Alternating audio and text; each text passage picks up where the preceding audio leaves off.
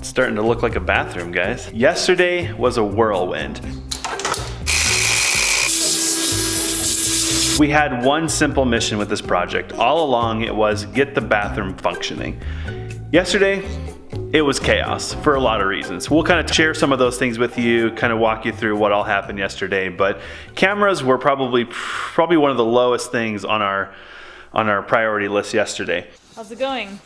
It's going really good. I feel like we're cruising right along, but we need a bunch of fittings and things to keep moving forward, stuff that we just don't have. We were able to secure some guidance and some help on this project. So then the drain will come from the box into this. This will go into here, into this santee. Got it. This will be drain and that will be vent up. Beautiful. And right now in the building trades, everybody is swamped above their eyeballs.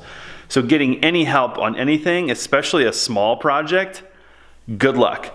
But somebody said, yeah, we can help you. And we're like, dude, sweet. And they're like, we'll be there Saturday. So we're like, rush, rush, rush, rush, rush.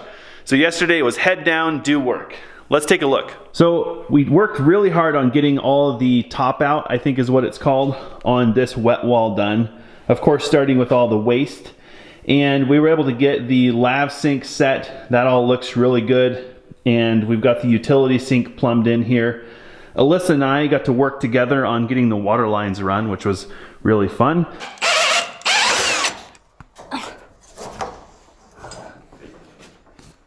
One for the pooper, one for the shower. And we talked it over and we decided to put a washer box here. I think we're gonna end up putting a stackable washer and dryer over here in the corner. And by stackable, I don't mean a stackable, I mean 2 units stacked on top of each other. And then what else? We're gonna put a dishwasher in, but we can plumb that into the P-trap and the stops on the utility sink. So that can be done laters. Once we had all the waste lines kind of roughed in, we are putting cleanouts in because we're hoping to get just this bathroom approved. And we're gonna need to plug those off to do a test on the bathroom. So there's cleanouts on everything. We don't need those necessarily for the cleanout function, but we need a way to isolate this section to get it approved for plumbing. With the washer box in, we ran a trap over to the wet vent. So this is actually the vent for the shower, and it's now become a wet vent. We'll be draining the washing machine into that guy. Unfortunately, we didn't do a lot of filming, but we did have to lay some concrete in and do some work to move the P-trap around.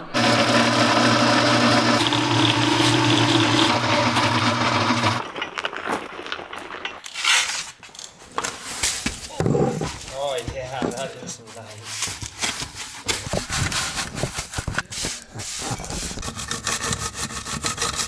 But dun-da-da, there's the tub. Unfortunately, the dimensions that are on the box, we'll talk more about that later, aren't exactly what we thought they were, so now we're going to have to do more work. But tub is there. We're currently waiting on the shower valve to show up. We've got to get that installed before we can install the surround. And the toilet is also on its way from Ohio. Only in the modern era do we ship toilets across the country. Why? Because it matters.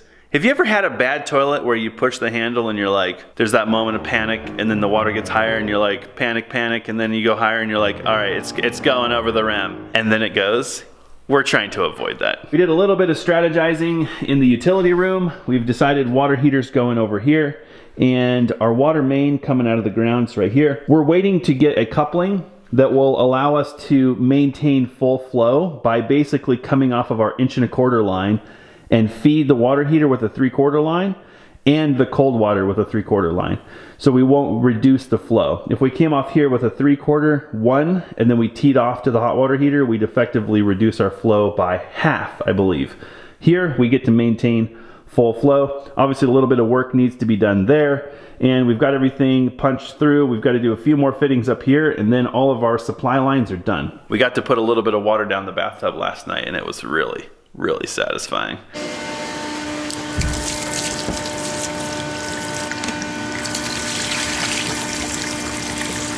Just a 5-gallon bucket. It's not a big deal, but like for that moment when you pour the water in the tub and it disappears and you don't know where it went, except you do know because you built the system where it went and it didn't leak, it's pretty satisfying. And that's it. That's all we had to do. And we've got a perfect bathroom. It has no problems, no flaws. There were no challenges. It was easy peasy pie. Just kidding. It was full of problems.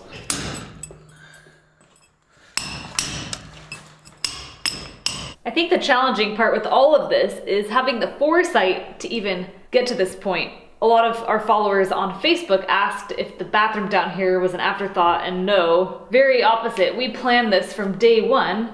In fact, before we were ready to pour our slab, we had to figure out exactly where the fixtures were going in the bathroom, for example. So here we were, worrying about scheduling our concrete truck in the middle of summer, and we're like logging on to Home Depot and Amazon trying to figure out what shower we want in a bathroom that's not even built yet and isn't even gonna be built for a year down the road. We also had to know exactly where our walls were going to go because all of the plumbing and the vents we wanted within the walls. So talk about having to know like a mile in advance what you're gonna do. And what we also didn't know is how all of these changes would impact or affect the rest of the build, right? Originally, we picked a shower that was a Neosh corner shower, 32 by 32, which is really tiny. We thought we wanted a very small shower down here since we're probably not gonna, this is not gonna be our primary bathroom once the upstairs bathrooms are done. So we probably won't use the shower.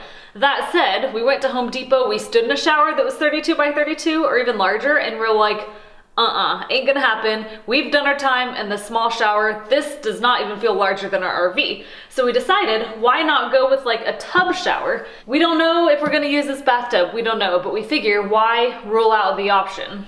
It also gave us a lot more length. So instead of 32 by 32 or 33 by 33, it's 32 by 5 feet. So we didn't gain a lot in width, I guess, but in length we gained a ton. So now we can do aerobics in our shower. That said, the P-trap was placed for the smaller shower, and it was exactly where it needed to be. So when we decided to put this tub in, it turns out the P-trap was quite a bit off. We had to do a lot of work. What we didn't realize is that with the dimensions of our original tub, we would be measuring from this wall in and from that wall in to get the placement of that trap. It turns out all we really needed to do was bond out a generous area for us to access the plumbing. And then once we decided on the tub, we could pick where that trap needs to go, aim it, fit it, and done.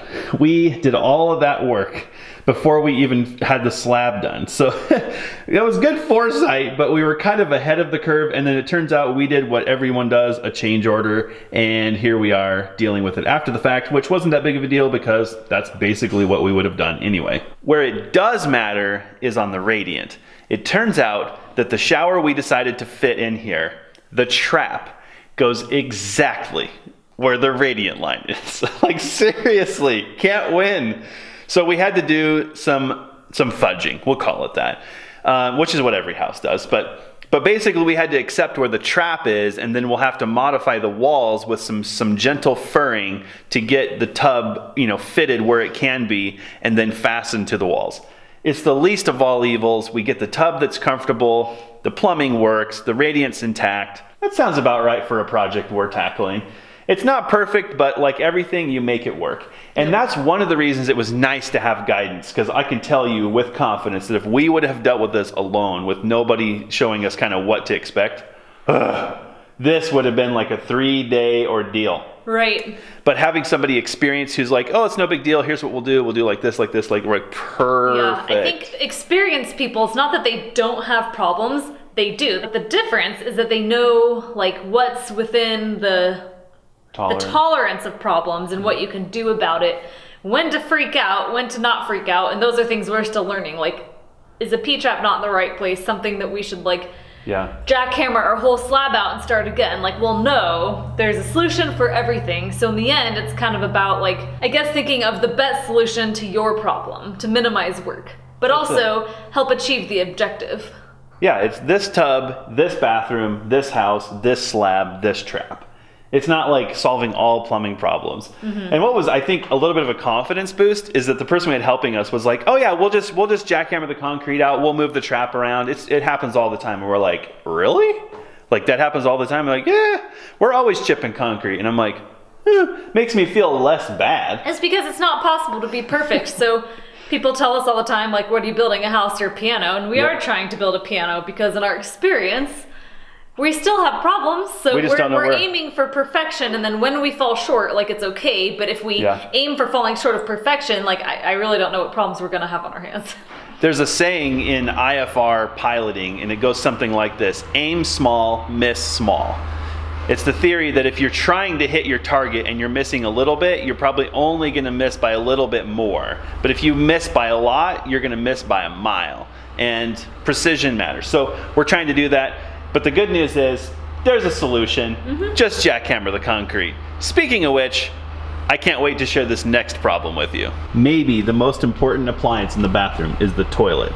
And well, here's the thing.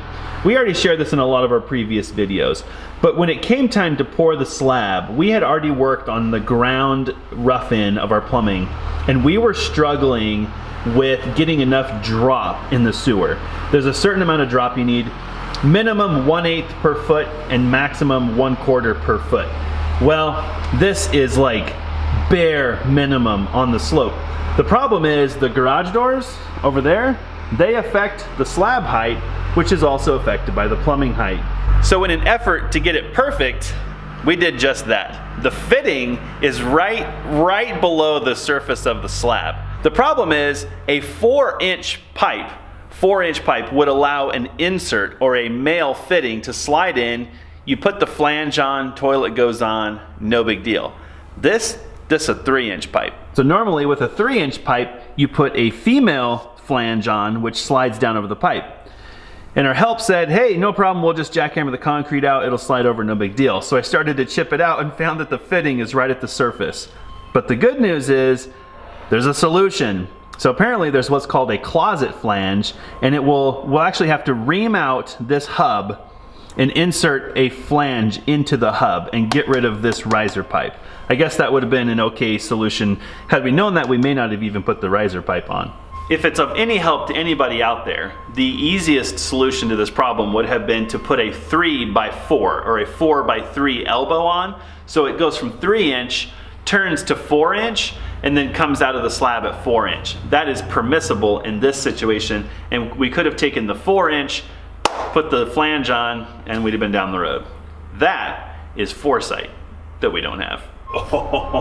Did you know that there is code for how close things can be to the toilet? You can't just put a toilet wherever you want.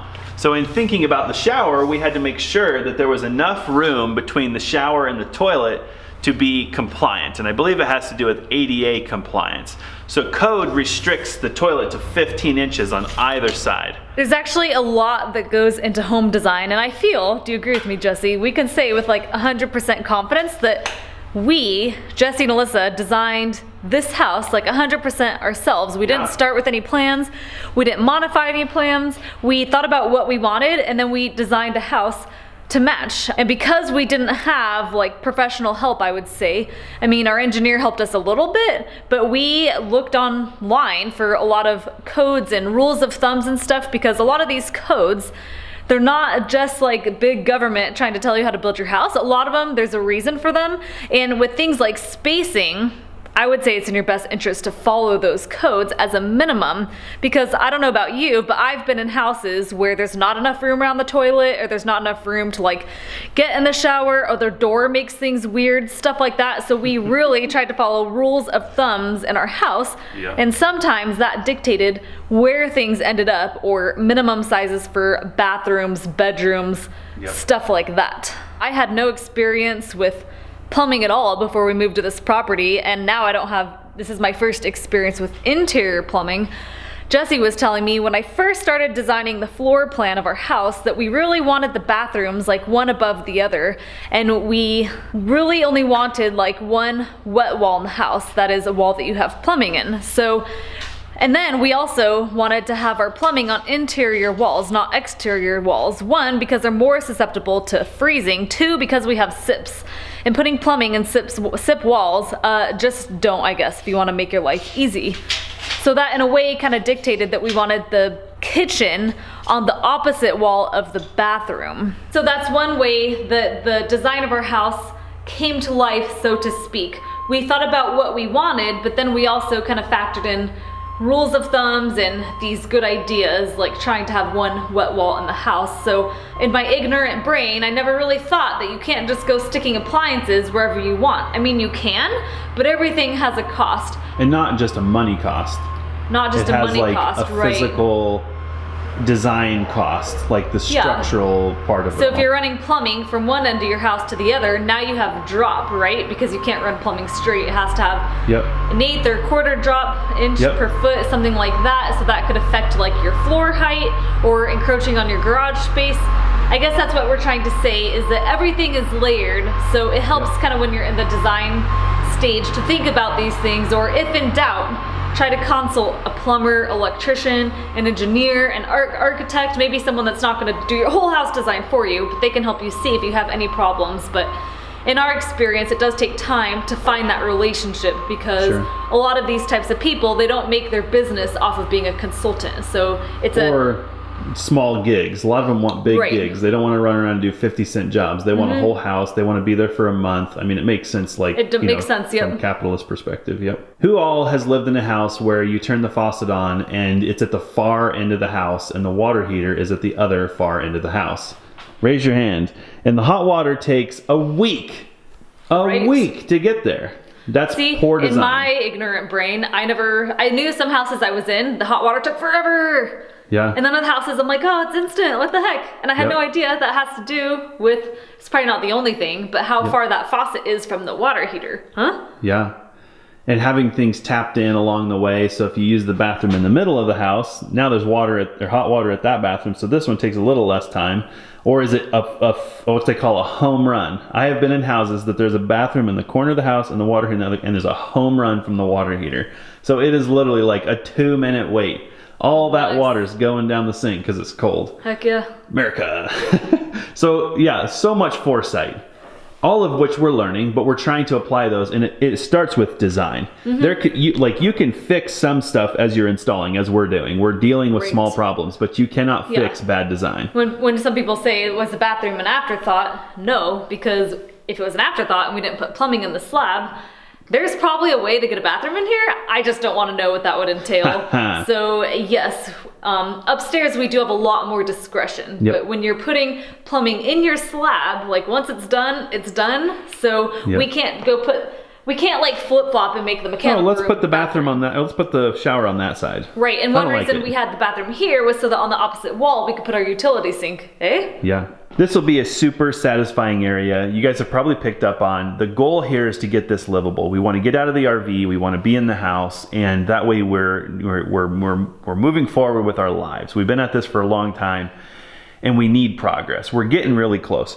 So the goal is to basically maximize this wall space: a utility sink, a dishwasher, some counter space, a washing machine, a clothes dryer, and some upper cabinets. And that will basically take the place of all this fun stuff. So that will improve life substantially. Our utility closet over in the corner, that guy's going to get loaded up with all kinds of technology. We'll have the boiler, a short-term electric boiler to heat the radiant, water heater, electrical panel, etc. So that's coming. What we do have to do, though, is there's still a lot of work left to do. We're waiting on some parts. The plumber is going to come back. He's going to help give us some guidance. We're waiting on that stuff to show up. He's going to come back and kind of walk us through getting the shower valve and the toilet installed, and then we're going to put the entire system on test, and then we're good to go for our inspection. Hopefully we get the green light, super thumbs up, and then we can turn everything on. Of course, none of that's really helpful except for the toilet mostly. Because we don't have hot water. So stay tuned. There's going to be some electrical coming in our future. That will probably be no small project, but ultimately we're just trying to get this guy wired in, maybe a couple outlets in the garage, and try to get the SIPs wired up so we can get the house dried in. I'm sure there's some people that think that what we're doing is very unconventional, and in a way it's very unconventional. A lot of people don't have a shower in their garage or a bathtub shower, or they don't have this like kitchen area here with the washer, dryer, dishwasher.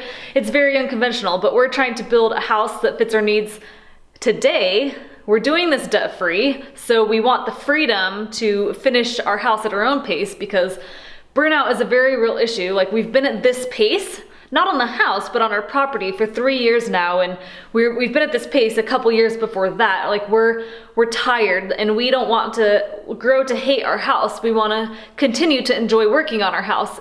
In my opinion, if we don't do these things to get our basic needs met, it's not going to make the house get finished quicker. It's only going to increase the risk of burnout. We're already flirting with it. And if anything, it means that our house is going to get built quicker because like we are in a better mood and we're not going to be tempted to cut corners. We have time to get the kitchen we want and the bathroom we want upstairs.